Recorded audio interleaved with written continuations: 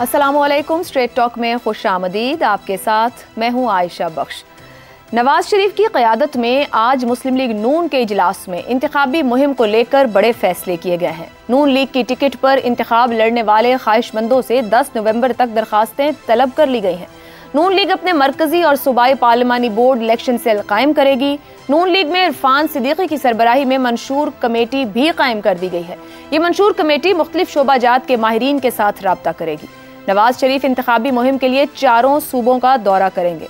मुस्लिम league नून के रहनुमा एहसन इकबाल ने मीडिया से गुफ्तगू करते हुए कहा कि 2017 में नून लीग से लेवल प्लेइंग फील्ड छीनी गई, अब ये लेवल प्लेइंग फील्ड उसे वापस मिल रही है। नवाज शरीफ को 2017 में साजिश के जरिए मनसब से जुदा किया गया। नवाज शरीफ ने मुल्क को लोड शेडिंग और दहशतगर्दी से निजात दिलाई। मुस्लिम लीग नून के आज के इजलास और एहसन इकबाल की बातचीत से वाज़े हो रहा है कि इंतखाबी मुहिम में नून लीग का इन्हिसार किसी मंशूर, मैनिफेस्टो या प्रोग्राम से ज्यादा नवाज शरीफ पर ही होगा। हर सियासी जमात की तरह मुस्लिम लीग नून को भी यह हक हासिल है कि वो अपने मकबूल लीडर को ही सामने रखकर इंतखाबी मुहिम चलाए, मगर नून लीग नवाज शरीफ पर भरपूर इन्हिसार करने के बावजूद भी बहुत से सियासी चैलेंजेस का शिकार रहेगी। नवाज शरीफ की करिश्माती शख्सियत और क्राउड पुलर लीडर होने के बावजूद नून लीग के लिए अपनी 16 माह की कारकर्दगी को अवाम के सामने डिफेंड करना इतना आसान काम नहीं होगा। 2002 के बाद से अब जनवरी 2024 में होने वाले इंतखाबात 5वें आम इंतखाबात होंगे, मगर ये दूसरे ऐसे आम इंतखाबात होंगे जिनमें नवाज शरीफ को इंतखाबी मुहिम में मुस्तकबिल के वजीर आजम के तौर पर पेश करके नून लीग इंतखाबी दंगल में उतरेगी। 2013 में तो नवाज शरीफ ने पीपल्स पार्टी की 5 साला बुरी कारकर्दगी को बुनियाद बनाकर कामयाबी हासिल कर ली थी, मगर अब की बार क्या नवाज शरीफ अपने भाई की 16 माह की हुकूमती कारकर्दगी का बोझ उठाकर नून लीग को कामयाबी दिलवा पाएंगे? सबसे बड़ा मामला, मसला या चैलेंज क्या रहेगा, इसी पर गुफ्तगू करेंगे प्रोग्राम के पहले हिस्से में। पैनल में हमारे साथ हैं हसन निसार, अबसार आलम, शहजाद चौधरी और इफ्तिखार अहमद। आप चारों का बहुत शुक्रिया। प्रोग्राम का पहला सवाल, नून लीग का इंतखाबी मुहिम का ऐलान। नवाज शरीफ 6 साल बाद सियासी मैदान में। नवाज शरीफ के लिए सबसे बड़ा चैलेंज क्या होगा? मईशत, निज़ाम इंसाफ में इस्लाहात, इदारों से ताल्लुकात, सियासी हरीफों की सियासत या फिर कुछ और? मतलब आपको इसके अलावा भी कोई ऐसा मामला लगता है जो ज़्यादा बड़ा चैलेंज बन जाएगा तो आप वो भी हमारे सामने वो जाविया, वो मामला भी रख सकते हैं। हसन निसार साहब, आपके ख्याल में नवाज शरीफ साहब जब 6 साल बाद सियासी मैदान में आ रहे हैं, ज़मीनी हकीकत बहुत बदली है, हालात बहुत बदले हैं, लोगों की अप्रोच और सोच बहुत बदली है, सबसे बड़ा चैलेंज क्या सामने रहेगा मुस्लिम लीग नून के क़ायद के? पहली बात यह है कि जो लम्स में प्राइम मिनिस्टर के साथ हुआ, this is the generation you are going to face. खैर, ये एक इजाफी जुमला है। आपका जो सवाल है ये सवाल नहीं, लतीफ़ा है। अच्छा। नवाज शरीफ, गवर्नेंस और चैलेंजेस, जरा नवाज शरीफ को ज़हन में तो लाएं। मेरे होते रोटी 4 रुपए की थी, ये टम्बम मैंने बनाया इत्तेफाक फाउंड्री में। क्या देखो, बात सुनो, 4 बार वज़ीर आज़म, चूँकि वज़ीर आज़म चौथी बार भी नवाज शरीफ ही थे, शहबाज शरीफ तो अमी चाका चूका ही बेचारा, बार बार पंजाब, नतीजा 0 बनी। इस वक्त पंजाब की सबसे बड़ी लाइबिलिटी और अजाब ऑरेंज ट्रेन है, ये इनकी औकात है। दूसरी बात ये कि जो चैलेंजेस आपने गिनवाए, मुझे पता है आप में से कोई भी मुझसे एग्री नहीं करेगा और मैं चाहता भी नहीं। दूसरी बात ये कि जो चैलेंजेस आयशा आपने गिनवाए, ये चैलेंजेस है ही नहीं। अच्छा। ये तो सिर्फ असल चैलेंज के गंदे अंडे और आवारा बच्चे हैं। कमाल की बात है। मैं जेन्युइनली, मैं इसलिए नहीं कि मेरे दोस्त अहबाब और चैनल से मैं वाबस्ता हूँ, कतई नहीं। मेरा नहीं ख्याल कि पाकिस्तान के इस तरह के प्रोग्राम में इससे बेहतर लोग होते हैं, लेकिन मैं पूरे एतमाद से कह सकता हूं ये कोई चैलेंज नहीं है इनमें से जो आपने गिनवाए। मईशत ये चैलेंज है, निज़ाम इंसाफ को चैलेंज है, ये इस्लाहात, इदारे में ताल्लुक, सवाल ही नहीं पैदा हसन साहब, कतई कलामी की माजरत, आपकी नजर में जो चैलेंज है वो कहिए, और ये कैसे चैलेंज नहीं है? ये मईशत तो सवालिया निशान रही पिछले इनकी हुकूमत के, शहबाज शरीफ साहब ने जो हुकूमत चलाई। निजाम इंसाफ तो बुनियादी बात है जो हर जमात जिस पे सवाल उठाती है। ओ भाई बात सुने ना, डोंट क्लिशेस की में बात ना करेंगे, जान साहब नहीं तो फलानी अब बंद करें। मैंने तो कोई आपको अर्जी नहीं भिजवाई कि आप मेरे साथ एग्री करें। मैंने जो कहना था मैंने कह दिया।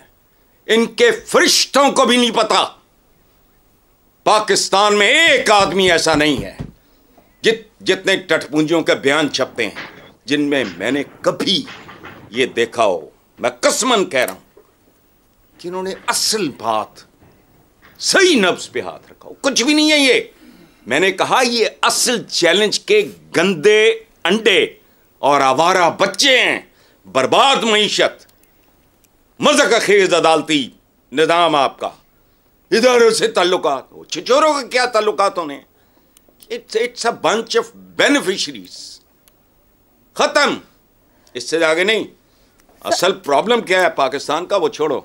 नहीं सर, वो बताना पड़ेगा। आप जब इनमें कुछ चैलेंज नहीं मान रहे तो वो असल चैलेंज मैंने आपको नहीं ना अच्छा, आप वो बताना नहीं चाहते हैं प्रोग्राम इस तरह की हाँ मैं बताना नहीं चाहता। अच्छा ठीक है, ये चैलेंज नहीं है, पर आप वो चैलेंज नहीं बता रहे। उल्टे भी लटक जाए कुछ नहीं, कुछ नहीं होना। अल्लाह आप सबको सेहत जिंदगी दे। 2 साल 4 साल बाद देखें वही रोना होगा, कख भी ठीक नहीं होना, मजीद बर्बादी। उसकी वजह है कि असल चैलेंज क्या है वो नहीं जानता। ये टटपूंजिए जब जानते ही नहीं है तो फिर उस पर काम भी नहीं कर सकते और समझ भी नहीं सकते हैं, और आप बताना नहीं चाह रहे। हाँ मैं नहीं बताना चाह रहा। I don't want to waste my energy and time. आगे चलें, हम खुद ही फिगर आउट करते हैं। इफ्तिखार साहब, मैं आपकी तरफ आऊंगी।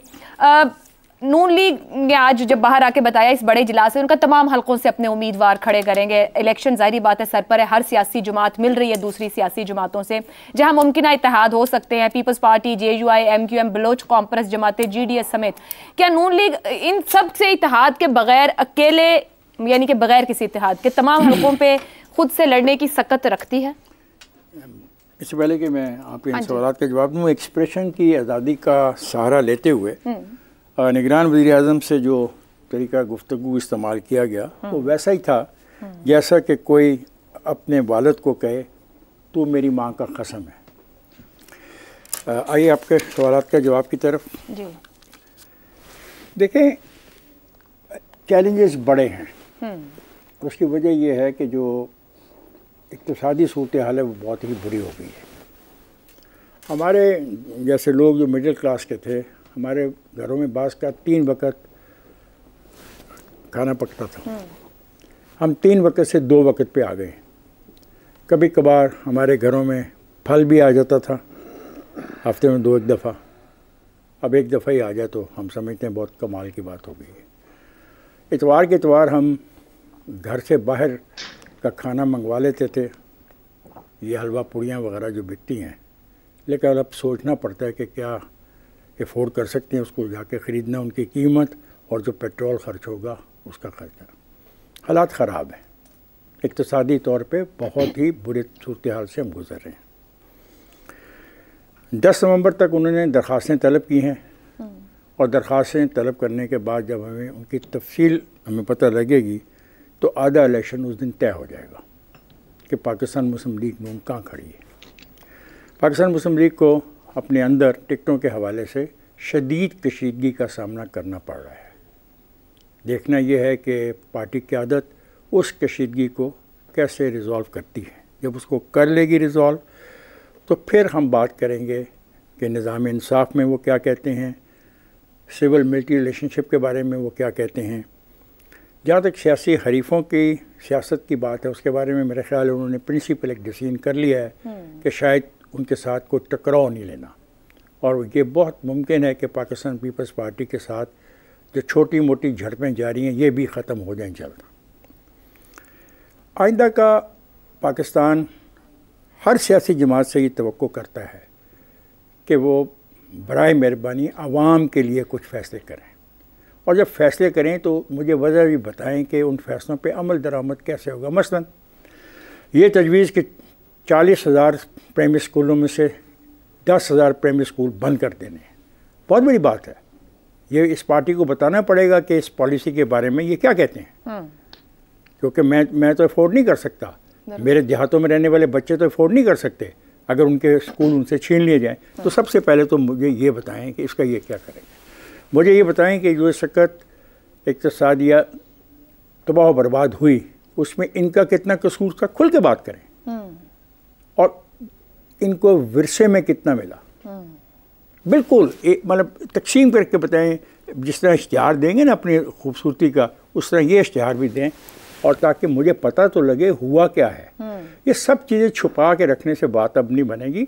आइंदा की पॉलिटिक्स बड़ी क्रूल किस्म की पॉलिटिक्स है, सही, और माफ़ी नहीं मिलेगी। तो आइए हम बात करें ये जो निज़ाम इंसाफ में बेहतरी की है, इस्लाहात की बात करें। और इस्लाहात, अब पहले मुझे ये बताएं कि जो 2018 में इन्होंने जो मंशूर दिया था उसका क्या बना। वो कहेंगे ना कि हमारे पास इक़्तिदार नहीं था।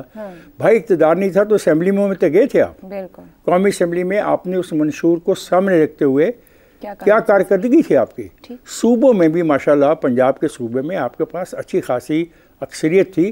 तो जो मंशूर आपने मुझे 2018 में दिया था, उसमें उस मंशूर की खातिर आपने कौन सी कोशिशें की, भला वो कोशिशें कामयाब हुई या नाकाम हुई वो बात की बहस है, क्योंकि आपके पास नंबर नहीं थे ना जीतने के लिए। लेकिन आपकी नीयत का तो मुझे पता लग जाता। और ये कहना कि आप दबाव के तहत थे, आप गिरफ्तार हो रहे थे, आप जेलों में जा रहे थे, ये भी सियासत के अंदर होता है।